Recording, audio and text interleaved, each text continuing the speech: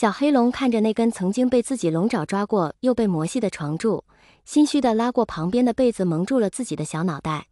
窸窸窣窣的木屑缓缓落下来，被蓝忘机挥手用灵力拨到一旁，还好床柱只断了一根，旁边的围子并未掉下来砸到他们，只是这上好的红木床怕是很难修好了。看着整条龙都心虚地钻进被子里，还背对着自己的魏无羡，蓝忘机想都不想也知道这是因为谁。这床柱平时他不曾注意，可现在一看，明显就有人为磨损痕迹，比其他几根要细不少。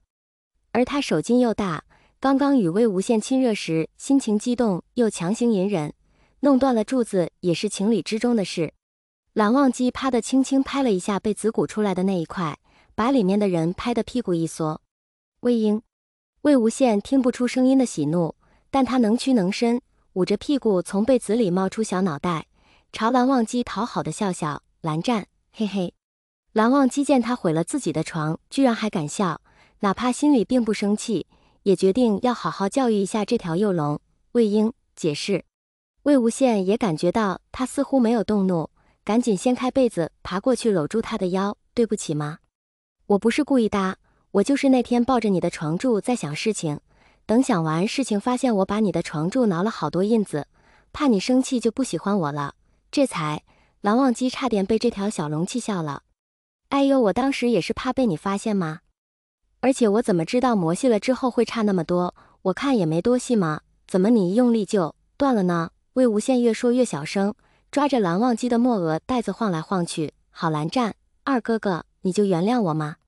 我从夷陵给你拉一座金床好了。而且这床本来是你力气大才弄坏的，也不是我一个人的责任，不是吗？蓝忘机轻轻叹了口气，摸摸他的龙角，是，也有我的责任。魏无羡原本是怕蓝忘机生气才随意插科打诨，并没有推卸责任的意思，现在听蓝忘机真的把责任揽到自己身上，却又不乐意了，躺在床上把蓝忘机又拉了下来，亲了亲对方的唇角。我不是这个意思。蓝忘机也在他唇角回吻了一下，我知。只不过换床这件事不像是换个随意的物件，大约是要惊动蓝曦臣与蓝启仁的。蓝忘机有些头疼，要怎么与他们解释？要不我看看怎么修吧。魏无羡从小就很喜欢动手研究，而且这是他和蓝忘机一块睡过的床，他还挺舍不得的。蓝湛，你手劲还挺大的呀，这么个柱子都被你掰断了，不愧是我的狐狸哥哥。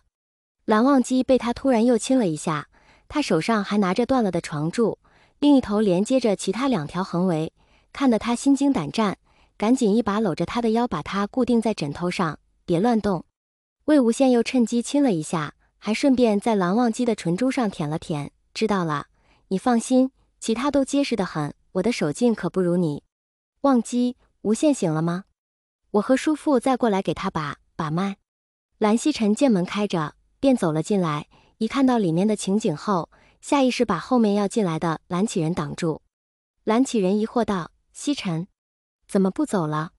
蓝曦臣朝刚想立刻起身的蓝忘机拼命摇手，然后意味深长地看了看无法直视的床榻，露出意味深长的笑容，平静道：叔父，竟是无人，想来是无羡醒了，忘机带他去泡冷泉了，我们回去吧。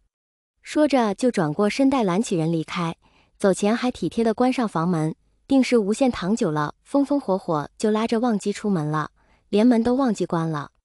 爱无羡年纪还小，身上又有伤，他喜欢与忘机一起，难免失些分寸，忘机也不要太过纵容他才是。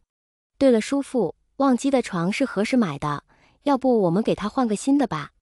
蓝忘机听着蓝曦臣故意提高了声音说的话，耳根已经快红透了。蓝忘机皱眉道：怎会如此？那你还不答应？魏无羡亲亲他的下巴，笑得仿佛一只狐狸精，然后立刻可怜巴巴地说：我现在没有你在我身边都睡不着，要是睡不着就休息不好，休息不好伤养的就慢，我是魂魄受伤时不时还会觉得疼，我答应便是。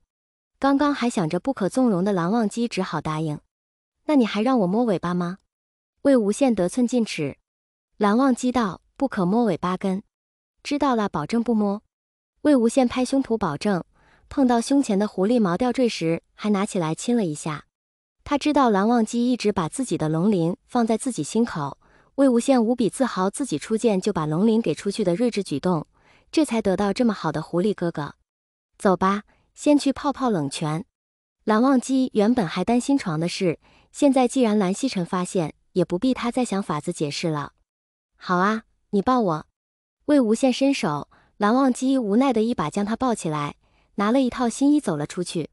去后山冷泉正好路过韩氏，原本蓝忘机以为蓝曦臣还与蓝启仁在一起，谁知却听见里面传出了声音。魏无羡从蓝忘机怀里跳下来，咦，是蓝大哥在里面。里面的蓝曦臣道：忘机、无羡，有事找你们。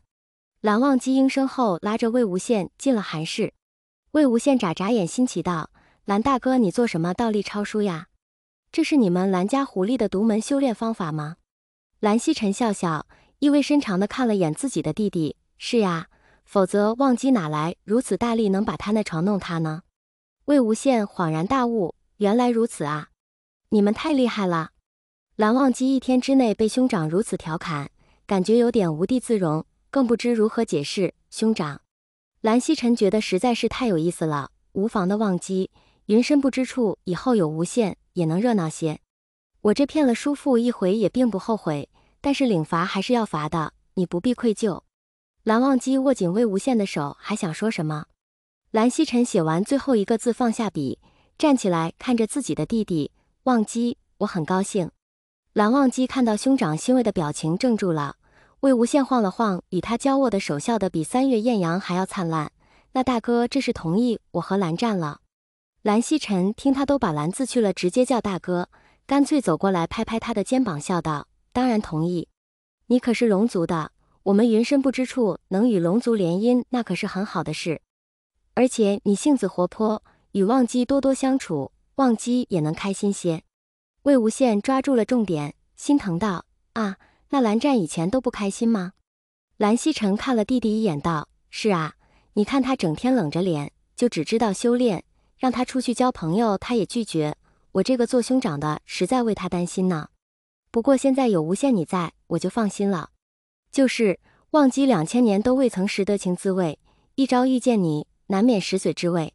你现在还小，可不能总纵着他，也要多注意自己的身体。